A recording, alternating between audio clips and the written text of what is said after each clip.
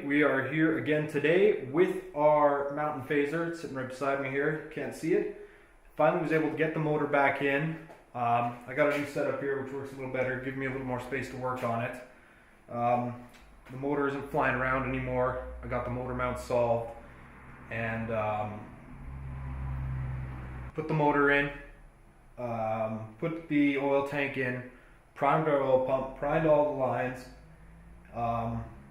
Add the carbs out because the carbs have been completely cleaned. So now that we have our carbs cleaned, the carbs are back in, resonator's back in. You'll see it here in a sec. The only thing that isn't in is the exhaust isn't fully installed, and all our air for the air intake, that's not fully in yet either. As far as not having all the chassis components installed, I don't have the chain case fully in yet. I don't have the clutches fully in. I do have that bushing that I'm working on right now here. This is the bushing right here that I needed to press into the primary clutch, the faceplate. So I've got that now. I'm not going to show you what I'm doing there because I probably shouldn't be doing what I'm doing at all. So I'm not going to show you that part. I know I have to take apart the secondary just to do an inspect, and I think it got changed back. I think the spring got clocked back to a different position. I do have the service manual for it, so I will be able to track down the proper clock position on that spring, or the factory clock position. But I'm going to have a ton of problems with gearing, assuming the motor runs and everything's working well. This thing's going to be an ongoing project as far as gearing, because the secondary is tuned weird. I don't know what weights I have in the primary. I mean, I could usually check. I haven't done that yet. If we can't get those, I think it's a 7-tooth driver I dropped down to. If that gearing's not right, I may have to go back to that 8-tooth driver and see if I can get that track in there. Like I'd said, I've been massaging out the front of the tunnel to try to accommodate a little more space for that. So we may have to go back to that larger driver, which is this one here. May have to go back to this one, but like I said, there's going to be a ton of weird gearing things with this track that I have to just get tuned in. So that's going to be a ton of work. Clutch is apart, secondary is coming apart, air isn't on. We still have a bunch of chassis work to do as far as the tunnel. We have the tunnel. We also have some other parts here.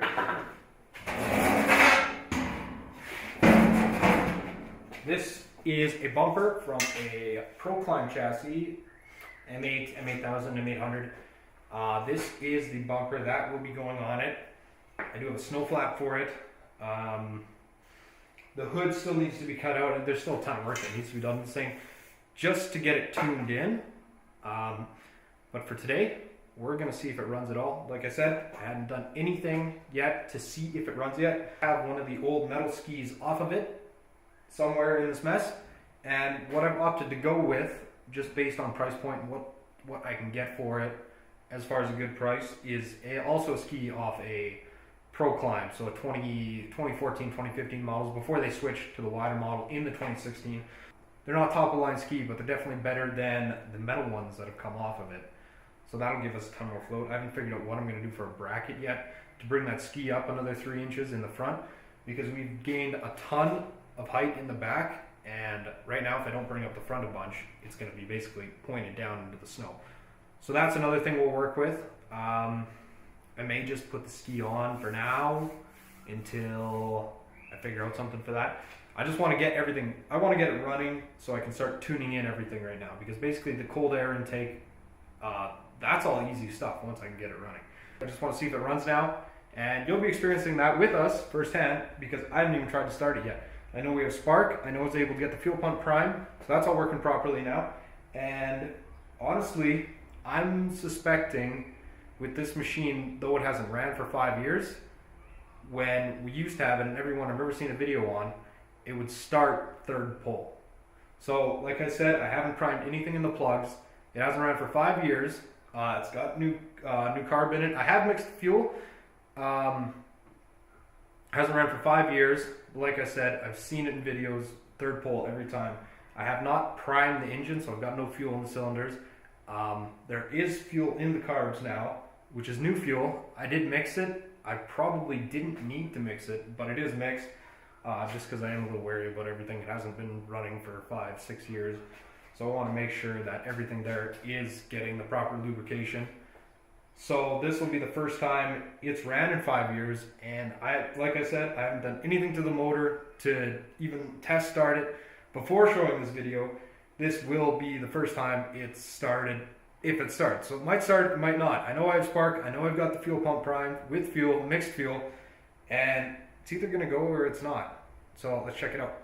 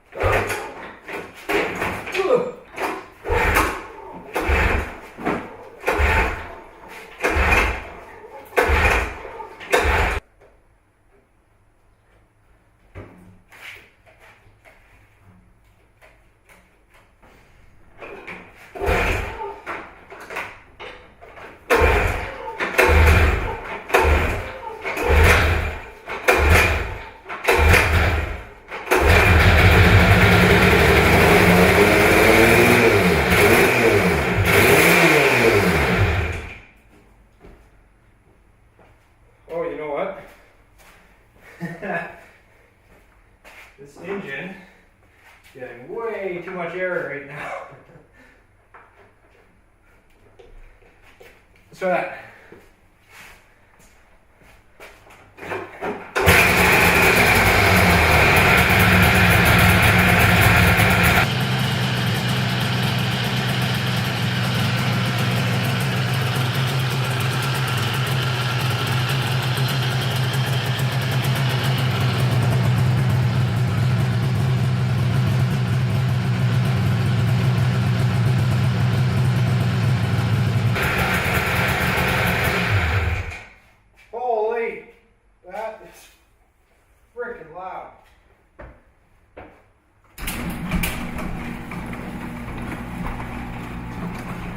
No exhaust leaks.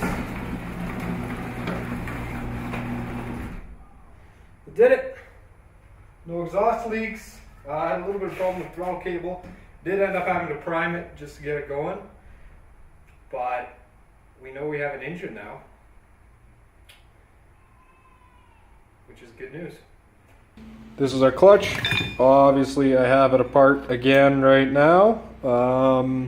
Just putting that bushing on the primary sheave, the face of it. I got that all nice and polished up, so that bushing is going to slide nice and smooth up and down on it. That's this brass bushing right here. So that's for the face plate that I'm working on. I'm not even going to show you what I'm doing there because I'm not proud of it. So I'm going to skip that altogether.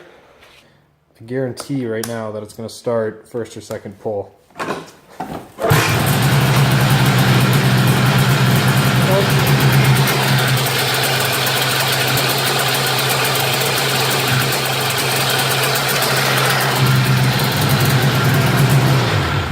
So obviously that engine wasn't warm because I was able to touch the pipe like that.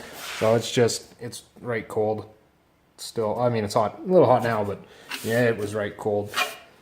So we have a running engine and we will be able to do some exciting stuff with this thing coming up. All right, so we have our Phazer running now. Just super exciting, and that's a little hot. You can see the smile on my face. I'm super excited about it, and I think I'm going to get back to work on it right now. So if you haven't already, subscribe to our channel, hit that like button down below. Check out our 2017 Mountain Cat stuff. We got to spend some time with Arctic-Cat and the 2017s. We'll leave a link in the description as well as punch it at the end of the video. And I think I'm going to get back to work on this thing because we got a lot of work to do as far as chassis, skis, exhaust, clutching, gearing. If we're going to have it ready for the winter, I need to get moving. So we'll see you guys in the next video. Thanks for watching. Everything Cat is doing is to make you a better mountain rider. It's the only machine you can take right out of the showroom floor and not have to do any modifications to it and ride with the best of it. What you doing, big boy?